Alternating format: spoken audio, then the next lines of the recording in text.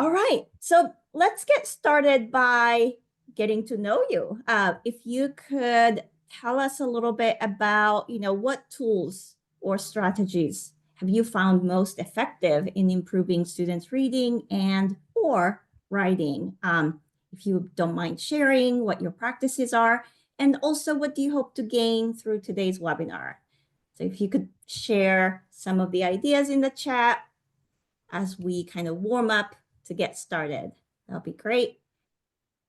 And I see many of you introduced yourself in the chat. That's always appreciated as well. Great to see you, everyone.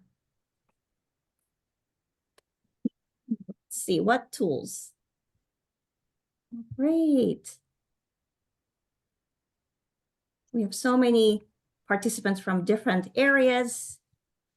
Any, tools or strategies that you like to use in your classroom? Vocabulary development, daily writing practice, peer-to-peer collaboration. That's wonderful. Yeah. And explicit and reading out loud, reading comprehension, chunking, shadow reading. Oh, great. This is a great, co-construction of knowledge here. We're going to get more into the strategies, but keep your ideas coming. And this is a great way to, share your practices and learn from each other. And hopefully we'll, get to what you came here for. Today, we're going to cover a review of the research findings and that are related to teaching reading and writing to adults. And we're going to do a quick overview of the adult education standards and then evidence-based techniques for teaching reading and writing skills.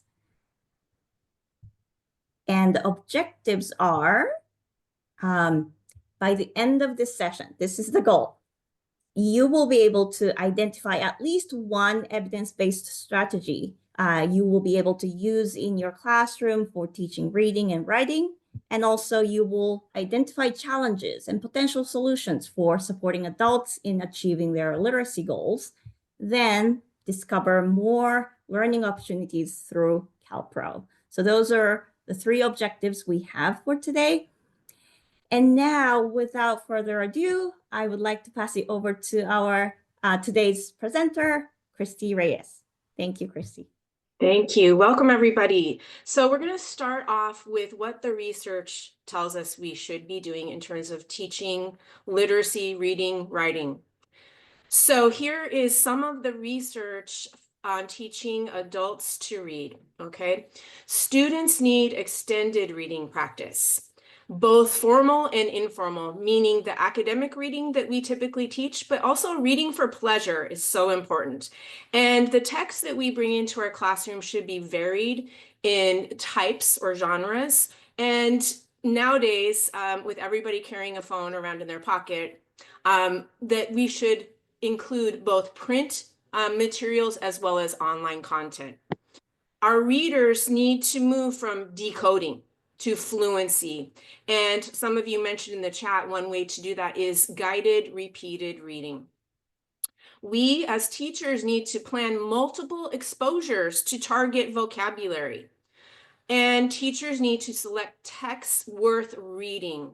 So while it's important to teach reading skills, students should also be building up their knowledge through the texts we bring into our classrooms. As far as the evidence or research behind writing instruction, our writing tasks should be connected to the reading that students have done and all that knowledge we've been building up in them. And we should have students do writing for a variety of different real audiences and real life purposes. Some of the very important skills are summarizing, of course, communicating, persuading, reflecting, and so on. Teachers, we should provide specific, clear expectations of what we want students to produce with lots of guided practice. We should also give frequent and explicit feedback throughout the writing process, with time is specifically devoted to the pre-writing activities and planning for writing, and feedbacks on those initial first drafts on what are known as the global or higher order concerns first. So instead of taking red pen to paper and hunting for errors, we really should focus on the communication that students are trying to convey. Our lessons should in some stage of the writing process include student collaboration as well. There's a lot of overlap with the evidence between reading and writing instruction, as there should be. So some of the research here that includes both reading and writing instruction, we should be providing explicit, systematic, direct instruction on the strategies. We should also be modeling metacognition in previewing, predicting, conducting think alouds, and annotating while reading. We're going to talk about that a little bit today. As we have students build up their background knowledge with the reading texts, for the writing, those texts that we've had students read, or with other models, we should be providing mentor texts for students to study and understand the expectations, with guided writing tasks and taking students through each step of the writing process. Because although our students, our adult learners, may not always have a teacher next to them, if we give them the gift of tackling a writing task, knowing how to go through the steps of the writing process, that's the best gift we can give for writing that very difficult skill. And finally, we should include meaningful texts and tasks relevant to our students' lives, their goals and interests, because all of that will increase their motivation for reading and writing. So as you look over this and everything we've covered so far, I'd like to pause for a moment and have you reflect. See if there's something that you do currently, and if not, is there something already, hopefully, that you can walk away so early in this webinar as something you might want to incorporate more into your teaching or even your next lesson. So feel free to use that chat as a back channel for communicating anything that comes up for you. But I will move on in the interest of time. So we are going to take a quick review of the relevant adult education standards because they incorporate the research and they provide guidance in supporting our students. These standards identify specific knowledge and skills that our adult learners need to meet the demands for what comes after our courses, hopefully post-secondary training and employment. On this slide, you see the two main standards that guide what we do. How many of you are familiar with these national adult education standards? If you could type yes or no in the chat.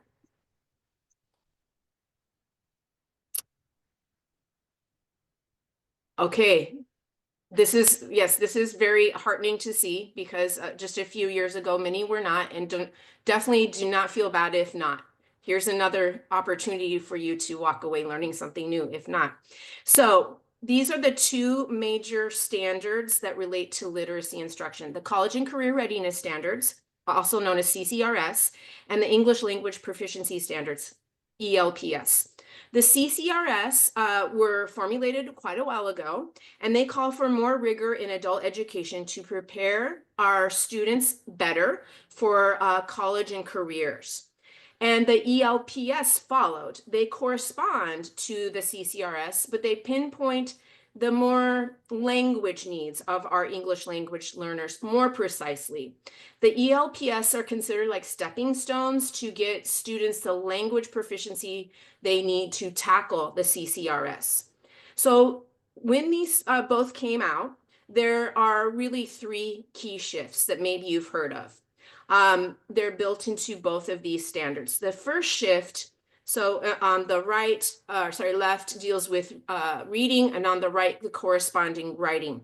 Shift one is text complexity and regular practice with complex text and academic language. So it's important to incorporate level appropriate texts in our lessons and level appropriate language in writing assignments. So getting students, from everyday conversational English to the writing that they need to do at a more formal level too.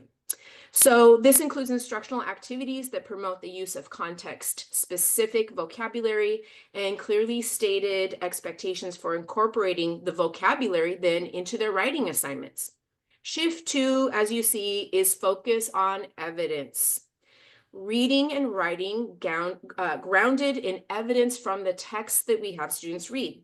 So for reading, students need to be able to refer back to the text that they have read in order to answer the questions. And for writing, the focus on incorporating text is then on analyzing the sources and conducting research and citing that evidence as well. Finally, shift 3 is the focus of literacy across a variety of subjects and mostly on nonfiction texts. So while fiction is pleasurable and wonderful, in college and careers, there is a lot more reading and writing that needs to be nonfiction. Students build knowledge through content-rich informational texts that we include in our lessons. And this extends to writing when students are asked to use those informational texts and the knowledge that they have gained through reading as resources for an assignment. So if you're interested in learning more about these standards, CALPRO offers a community of practice for your agency and a facilitated online course for individual teachers. So please check out the CALPRO website. So next we're going to, as we've reviewed the research and the standards, we're going to dive into the teaching of reading. And I will also mention that CALPRO additionally has a facilitated online course called Teaching Adults to Read if you want to delve even deeper into the teaching of reading. And some of the content we're going to go over is taken from that course.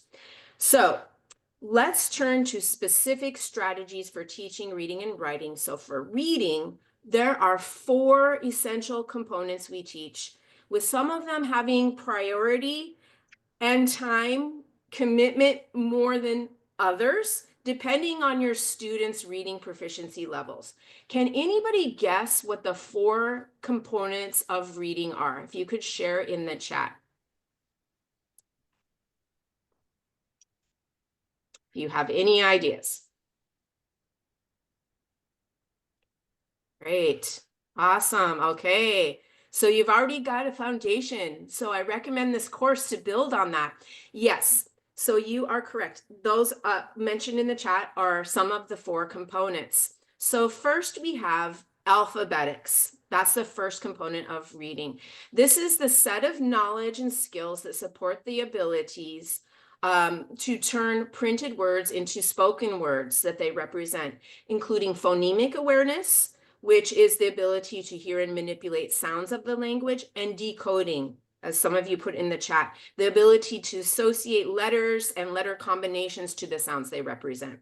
Reading instruction should include explicit and systematic teaching of these letter sound correspondences, high frequency spelling patterns, consonant blends, and vowel combinations, along with irregular high frequency words. So for those of you teaching beginning level readers, reading instruction in alphabetics will look a lot different. That will focus on letter sound correspondences, strategies for decoding unfamiliar 1 and 2 syllable words, common sight words. And as we go up through the levels, at higher levels, explicit reading instruction may focus on recognizing words of 3 or more syllables, common syllable types, prefixes, suffixes, roots, and strategies for decoding less familiar words. The second component is vocabulary. And I'll just mention that reading and vocabulary knowledge are some of the highest predictors of academic success. So it's really important to help our students build their vocabularies through reading. So vocabulary is the knowledge of the meanings of words and phrases. For our beginning level proficiency students, we need to ensure that they can recognize what are known as the tier 1 words, those everyday vocabulary words. that are very common in speech. And then we start to provide direct instruction in what are known as the tier 2 words, known as the general academic words that are used frequently in college texts, of course, but in more formal forms of writing. We have students read content-specific nonfiction to build their background knowledge, as I've said, and that's how we expose them to those tier 3 words. What are tier 3 words? Those are specific academic and technical domains or vocabulary groups applicable to a specific field of study.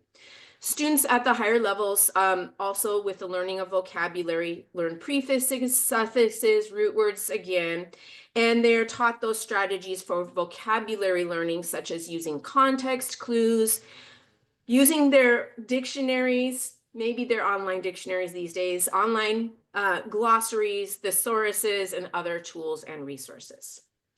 And I saw a couple of you mention in the chat fluency. Yes, fluency is another component of reading. A fluent reader can read connected text with accuracy, at the appropriate rate, and with expression, also known as prosody, as they speak, in other words. So fluency includes automaticity in recognizing words and associated meanings, attention to punctuation and phrasing as cues for meaning, and understanding how meaning is conveyed through rising and falling of the voice, also known as intonation, and emphasis on individual words or stress. At all levels, students can become more fluent readers with targeted reading instruction on accurate word reading, attention to punctuation, chunking in phrases, and reading with expression. And finally, comprehension is the construction of different levels of meaning, both the literal meaning, dictionary definitions, and inferential from the printed text that we have students read. So that definition looks so simple. And I'm sure some of you can agree that comprehension is much more than this. Reading comprehension with complex texts and questions that ask students to engage beyond remembering and recalling facts from the text include asking students about who is the intended audience for this? What is the author's purpose? What is the author's point of view? Students need to be able to make inferences, draw conclusions, determine the organization and development of ideas, pull out the main ideas, determine what a theme is, and support all of that with the supporting details of the text. Going even further, students need to begin to analyze and evaluate authors' reasoning and arguments and be able to paraphrase and summarize. Very high level skills, but very important for our adult learners. But this is not an exhaustive list by any means of all the types of ways students can demonstrate comprehension of a text. So again, I recommend the Teaching Adults to Read course to go even deeper. So here on this slide, we have a text, and this text is titled Ecosystems Feel the Heat from Climate Change. So let's imagine that you've chosen this text for your class because you want to give them some background knowledge about this topic that is influencing everyone around the world these days, and they've expressed some interest as well. So let's imagine that this is the text and you want students to read this article. What would you do to start this text off? What would you do to activate students' schema, to tap into what they may already know, to spark their interest? What pre-reading activities would you do? So please share in the chat, and I will pause for a moment.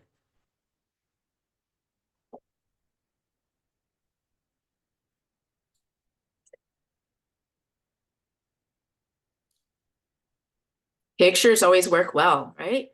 Skimming, vocabulary that comes out. Okay, predictions, excellent. Okay, so please continue sharing. I will continue on, and You will see some things that you just mentioned in the chat. Here we go. So yes, we do need to provide direct instruction and not just say, here is a text, you read it now. So we need to guide students into the reading. So here are some examples of pre-reading activities. We need to activate prior knowledge. We can preview the text, and we need to set a purpose for reading. So to activate prior knowledge, maybe you've seen this chart or used it. If you've ever used one of these charts, the KWL chart, could you type yes or no in the chat? So the KWL chart is great for pre-reading. It asks students to fill out this chart with the W column, what they already know about this topic. Then thinking about what they want to know about this topic. And then after reading, they can fill in what they learned. And sometimes there's even a final column about what they will do to further their learning. So this is a great way to activate prior knowledge and see what students know and see what learning gaps there may be. Another activity could be to use an image, as you all said there, a short video clip, have some conversation questions related to the topic as level appropriate for your students, a short discussion. Someone mentioned previously in the chat to pull out key essential vocabulary that you know that students most likely do not have familiarity with, but do need to know in order to comprehend the text. And another activity that I've used, and some of you as well may have used, that I find works really well, is for vocabulary. So we're pulling out vocabulary, and instead of teaching vocabulary that they may already know, finding out if they already know. So we can pull out those vocabulary and ask students to check off in a checklist if they already know this word and can use it in a sentence, if they have heard it before and can define it, or if they have never heard or seen this word before. If the whole class says they've never seen or heard that word before, then we do need to teach it. But in small groups, there can be some peer teaching as well for those students who have more active and robust vocabularies.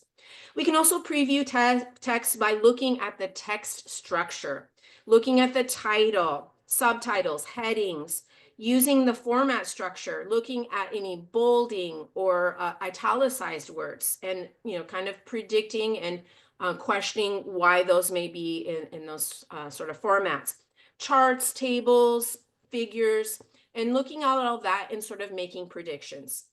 One other activity you could do is create a list of sentences about the topic that students are going to read it on, and have students vote for each sentence whether that statement is true or false. And then after reading, return to that list, and that can give a good focus for students reading as well. So those are ways we can set a purpose for reading and connect to students' needs, goals, or previous readings and topics. Okay, then we've tapped into prior knowledge and we have set the purpose. So now we're going to read, okay? And this is where teachers, we are expert readers. So this is where we can model our metacognitive processes. And one activity we can do that with is called a think aloud. How many of you are familiar with think aloud? Can you share yes or no in the chat? So with think alouds, we read through a text and maybe even go back and reread a sentence or a portion. And as we're reading, we're modeling our thought processes. So we're confirming our understanding by asking ourselves questions and looking at the text. We're making connections to previous text and background knowledge. We may stop in our reading and summarize, and we're modeling all of that. We may also model annotating the text. Many students do not have familiarity with annotating a text, so we can underline or circle keywords or phrases, write out questions that we have or connections to what we know or previous text read in the margins. We can note unfamiliar words. We can model, as we're doing the think aloud, context clues by making educated guesses. So when we come across a vocabulary word that we think may be unfamiliar to our students, we can model how we look at the context for vocabulary and make a guess what that word means, and then later maybe check with a dictionary. And finally, modeling, analyzing words by pointing out those prefixes, suffixes, and so on. After reading, we want to continue with our direct instruction by checking our students' comprehension. And we can start off with closed-ended questions, those questions that have just one right answer, because we need to get that baseline foundation of comprehension before we go to more open-ended questions that have students critically think and analyze. But we definitely need to include open-ended, text-dependent questions. And I want to stress text-dependent.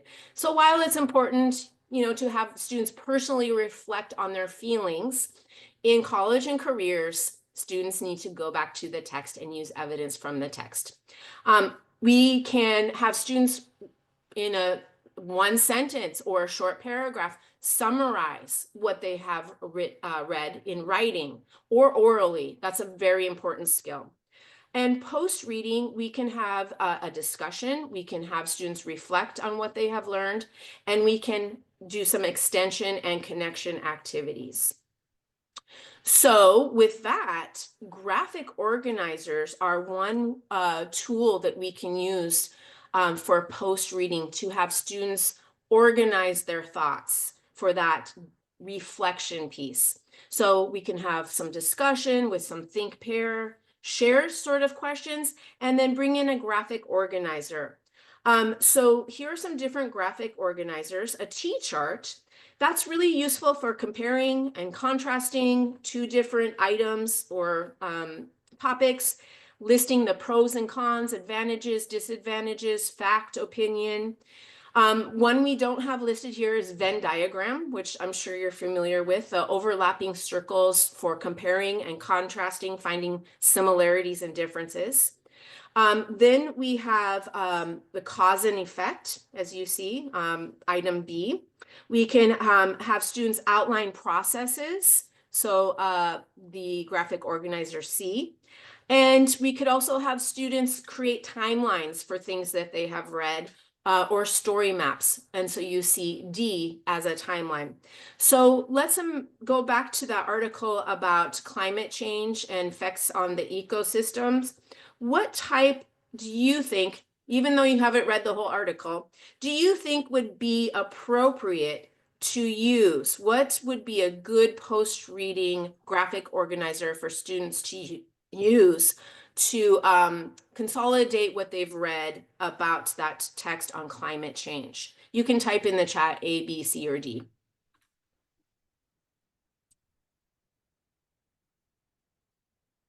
Okay.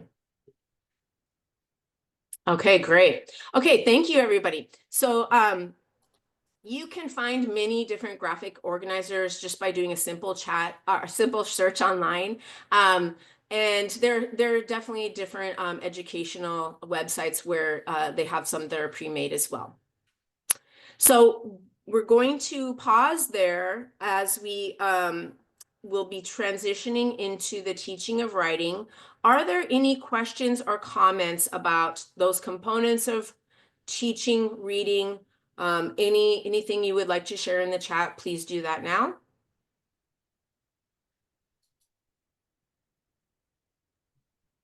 Okay, so not seeing any questions or comments, but feel free. I'm going to continue on in the sake of time. Okay, thank you, Henry. We will come to at the end. Who identifies the topic? Henry asked, who identifies the topic? Kristi, that was a question about the KWL chart earlier. Who identifies the topic? I believe that's what Henry was asking about at that time. The topic of the reading text? At the top of the KWL chart graphic, there was a line that said, Oh, identifies that okay. it's a So we topic. would, yeah, okay, thank you. So probably we would help students fill in let them know we're going to do a reading about climate change. And so the topic would be climate change and effects on the environment. Of course, that's very high level. That could be brought down to lower levels, but we're kind of shooting for intermediate here because we have many different Do you mind going back to the slide before on graphic organizers for reading? Okay. Sure. Mhm. Okay. No problem. And there was one question. There are many sources. One site that I like is not specific to adult ed. It's called Read, Write, Think. I don't know if any of you have heard of that. It has great lesson plans, but it has a lot of these graphic organizers. But what I usually do is I just search in Google for images, and I find one that's usually free. Teachers pay teachers. I don't like to pay, but you can search and definitely find any of these types of graphic organizers. Okay, were you able to get that, Carolyn? Yes. Okay, all right. Canva, thank you, John. Yes, so Canva, you can create a free account and you can create your own graphic organizer, definitely. So we're going to look at some other graphic organizers specific to writing. I think they're just a really good way to help students organize their thoughts. Some of our students do not always have the greatest organizational skills. So it's teaching them how to, get their things together for both academic purposes and for work. And, just a simple thing like keeping a binder, those sort of things can really help our students with their organization. So let's go into when we say illiterate. Okay, so usually we say pre-literate, just a little euphemism there instead of illiterate, pre-literate. Just when students have no writing or reading skills in their first language, right? So pre-literate is often the term that is used. Thank you for asking that. So we'll try to get back to the questions in a moment. Let's continue on. We're going to shift into teaching the writing process. So as we go on, I want to ask you this question to share in the chat. Why? Why is it important and necessary to teach writing to our adult learners?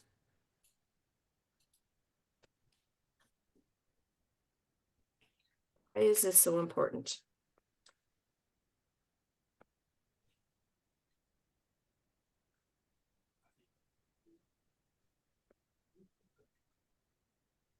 Tina, recommended sources for articles. So let me see. ReadWorks, Common Lit, Newsela is no longer free, but there are some other sources that if you teach really lower level ESL learners, reach out to me and I can share those too. But take the course, Teaching Adults to Read, and you learn about all of those. Essential skills for everyday life, yes. So they can communicate. Yeah, so according to the Teaching Excellence in Adult Literacy, it's called the TEAL Project. You can search for it. They have this wonderful guide called the Just Right Guide. And this was created by the U.S. Department of Education, OCTE, Office of Career, Technical and Adult Education. Get this, 40% of community college registrants have low skills, below college level. Maybe that's not surprising for you, but nowadays things have changed in the community colleges, but still it can take a long time for students to get up to par to where they need to be for transfer level courses. So reading, writing, so important for us to help students prepare for what comes after our adult courses, right? So this same report from TEAL tells us that the pervasiveness of writing in daily life underscores the need for learners and their instructors to focus on adults becoming flexible, fluent, and confident writers. Also, that the writing demands of most jobs, even entry-level jobs, are increasing, and businesses are stressed to provide the remedial writing instruction that workers need. So it's up to us. And the TEAL project asks, what is our role as educators?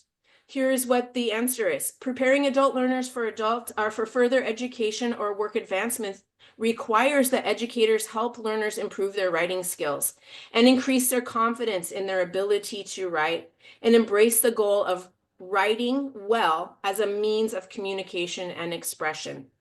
So I don't know how many of you are experimenting yourself with large language models like ChatGPT, Anthropic, Claude, or the whole other host of those, or if your students are as well. But we know that those tools can automate the writing process. And so the teaching of writing is still really, really important for students to maintain their voice. We give students the opportunity to explore their thought processes by having them do writing. We can increase their analytical skills, use their creativity, form a point of view, organize information, consider audience, and register and opposing points of view. So even though many tools can do writing for us now, there is a strong connection between thinking and writing, so we should continue. We should go forth. Do you all agree? You can type yes or no in the chat. Hopefully, yes. So I want to also have you answer in the chat this question. What types of writing do you have students do, and what are the topics? I'll pause because I want to definitely see and get ideas from you all.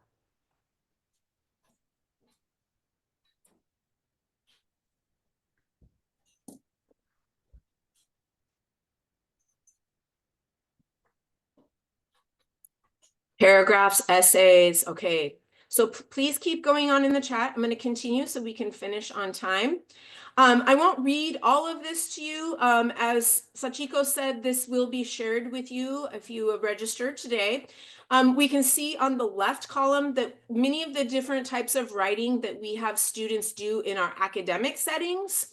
But if we don't teach writing for work, it's really not clear where students are going to learn that kind of writing. So different types of work of writing that students need to be able to do as well is listed in the right column. So as I pause for a moment and you look over that list, is there something that pops up to you that maybe you consider as some form of writing or task that you should include? All right, so I'm going to continue on.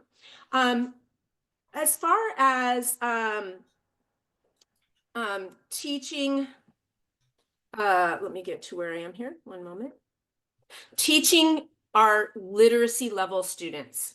So some of you teach ESL, maybe beginning, right?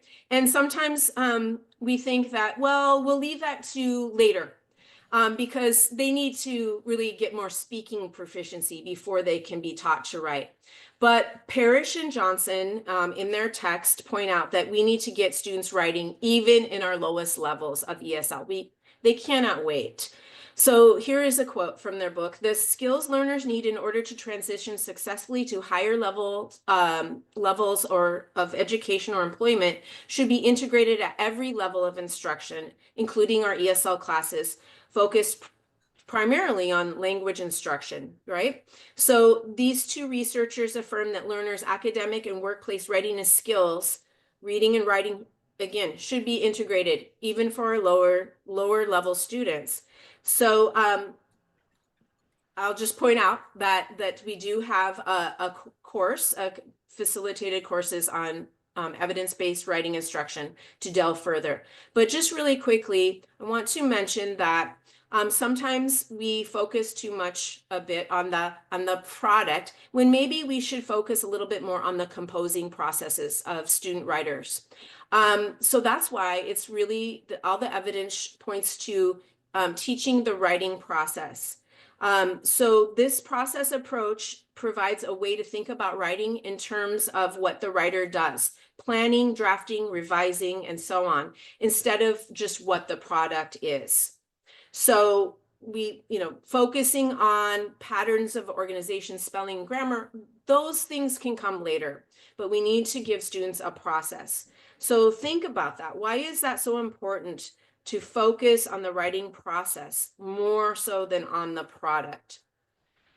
By teaching students the process approach, they can leave our classes with those skills and understanding of how to independently tackle writing tasks that they may have in many different areas of their lives. So just to point that out. As you see on this, there are these different stages of the writing process, and it's not always circular. Sometimes there's some going back in the circle, but this content is from that CALPRO facilitated online course, Evidence-Based Writing Instruction. When thinking about evidence-based writing instruction, the following are some of the most important terms to know: the writing process, pre-writing, writing, revising, editing, and post-writing. Well, college students spend, and maybe think about this, about 50% of their time planning and revising. So all of the planning is what we're scaffolding in our lessons, right? The brainstorming, the coming up with graphic organizers and all of that. That takes often a lot more time than the actual writing. So to provide evidence-based writing instruction, we need to have a solid understanding of this process and how to guide students through it. So in the interest of time, I'm going to continue on, and I just want to ask you this. So connecting the reading to the writing. So remember that text that you found out students were interested in climate change. You brought in a reading text. You did a lot of direct instruction. They walked away learning something and improving their reading skills. And now you want them to take that and write something informational. So here is the assignment you come up with for your students. Based on your learning from the text we have read in class on climate change, what are everyday things we can do to mitigate, make better the human effects causing climate change? So of course, for lower level students, you would lower the vocabulary, but can you share in the chat, how would you help students get started with this expository writing assignment? What would be the first thing you would do? Great, I love it. Brainstorming. All right, continue on. Sentence starters, excellent. So keep using the chat. So pre-writing, I kind of think of it as similar to many of the activities may look similar to pre-writing. We're tapping into and building background knowledge. We're connecting to our reading or maybe watching videos or listening tasks. We're doing some discussion, vocabulary building, brainstorming, listing, free writing. So that's just when students, especially our students who may have that phobia or block, I can't write, just put all your thoughts down. We're not going to be concerned about the organization right now. Just put your thoughts on paper. Talking through the writing, outlining, using models or exemplars, okay? Again, graphic organizers can help students organize then. And so here we see 3 different types: internet research graphic organizer. That would be more like for an essay. You've probably seen the famous hamburger, helping students, especially our learners who come from other countries and may have a different rhetorical pattern, understand that how we structure writing for US audiences. And then we have another on the right, an expository essay graphic organizer. As students begin to write, maybe they've done some pre-writing and now they need to organize. So this can help them and guide them to get their thoughts in order. Of course, we need to model how to do that because students probably have not used these sort of tools before for their writing. Next, using rubrics. How many of you use rubrics for your writing assignment? Can you type yes or no in the chat? And if you do, what is the benefit for you? Okay, as you can sort of see on this slide, a rubric is a scoring guide to evaluate students' work based on a set of criteria and standards. It typically outlines the expectations for an assignment by listing the criteria and describing the levels of quality. This is why rubrics are important in their use. Rubrics can give students clear guidelines and expectations for what we want them to be able to achieve for different levels of performance. Students can be given in student-friendly language a rubric before they start to write as you're introducing the assignment.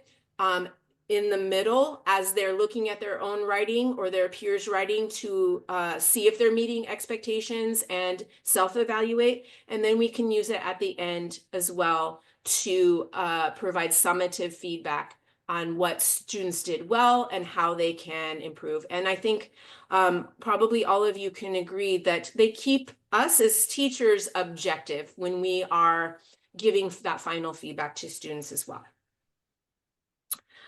Very briefly about feedback for accuracy. I believe it's really important, and the research does follow this, that we need to help students to self-correct.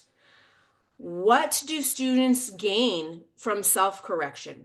Well, it trains them to listen to themselves. Sometimes if we are writing all over a student's paper and doing the editing for them, they do not actually learn. So when we can help them locate some common errors and correct some of their own common errors, they will learn and they will be less likely to commit those same errors in the future. Also, when we're pointing out every single error, there is evidence that confidence suffers, motivation may be lowered. So this is important to take into account, that errors are part of our learners' process, especially for our English language learners. So what can we do to help students edit? We can have them read it out loud. I'm sure that you've done this with your own writing. Sometimes we hear an error that we don't see with our own eyes. We can use a marking schema. So maybe we could use certain letters. A capital C means they forgot a capital letter. A T means it was the wrong verb tense, and so on. We can have students keep error logs. So they're noting what their common errors are. That can be a very good reflective and metacognitive sort of activity. If we are writing or speaking with students, instead of providing the answer, we can ask questions. Did you mean this or this? Can you explain this to me? We can underline some of the errors instead of correcting the error. Or we can collect the common errors that are committed by the majority of the class, provide those exact sentences with, removing students' names for privacy, and having students as a whole class in pairs search for and correct errors. But I want to stress, many of us teach language because we like editing, but curb the urge to point out every single error. That can be demotivating. So that's the section on teaching writing. Are there any questions or comments you would like to share? Okay, yes. I love this comment here, Henry. I have tried that. It took a couple of iterations. I used ChatGPT, you could try Claude, to create a rubric because rubrics are time consuming. There are some tools, Rubistar and others, but it did a good job as I kept prompting it like, no, not this. It took a few iterations to get exactly what I wanted, but it was a rubric specific to that exact writing assignment. So these tools, the large language models, can help us in that way. Okay, any other questions or comments? All right, so just in time, I'd like to wrap up with a little bit of reflection. And if you feel comfortable to share in the chat, what is something new or different you're going to do in your reading and writing instruction? Oops. More graphics, graphic organizers to guide the writing. Great. Okay, so Sachiko, there's something asking about math. I'm pretty sure that we have some evidence-based practices for a math webinar. Just write more, you're right. Just more and more writing, more and more reading. Focusing more on the process, using rubrics. Okay, thank you, everybody. Okay, so I hope you walked away with something, something new to try out. And you can see in the chat has been shared the link to the CalPro website where you can see many additional training opportunities. We're coming towards the end of the school year, but there will be a full calendar coming up in the new school year. And so with that, I'll turn it over to Sachiko. Thank you so much, Kristi, for this very informative webinar. Thank you everyone for joining us today and for all your comments and, active participation. We really appreciate that. Before you go, please scan this QR code or use the link in the chat. I think Adria is going to, she did post the feedback link. Click on the link and please give us, feedback and any constructive feedback would be very appreciated. We read all the comments and use those, use your feedback to improve our next, webinars. Speaking of, we do have an upcoming webinar in a couple weeks on Tuesday, April 22nd. We're gonna have Kristi Berdiansky to talk about adult education credentialing. And also I will be sharing a little bit about CalPro's new community of practice on fundamentals of adult education instruction. So please join us if you can on Tuesday in a couple weeks from 2:30 to 3:30 at the different link, but the link will be it's posted in a chat. If you click on the link, you will be able to register. All right, well, thank you so much for joining us this afternoon. Please share your feedback with us, whether through the QR code or the link in the chat. Thank you so much again. Have a wonderful afternoon.